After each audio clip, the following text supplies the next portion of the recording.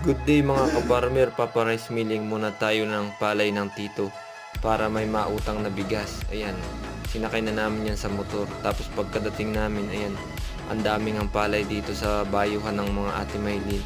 Ayan, oh, ang daming timbo ng palay.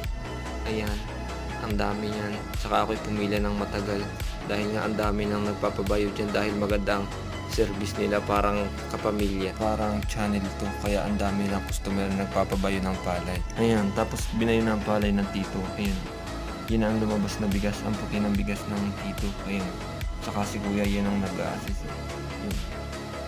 Ayan. Saka habang pinabayo nga, ang dami pang nagdadatingan, saka yung bumibili ng bigas. Ayan, dahil nga maganda yung service nila siguro, kaya ang dami nilang customer na bumabalik-balik dahil wari ko siguro nakasatisfied sila sa kanilang service na ino-offer sa mga customer. Saktong tapos umuwi na ako, dala ang bigas ng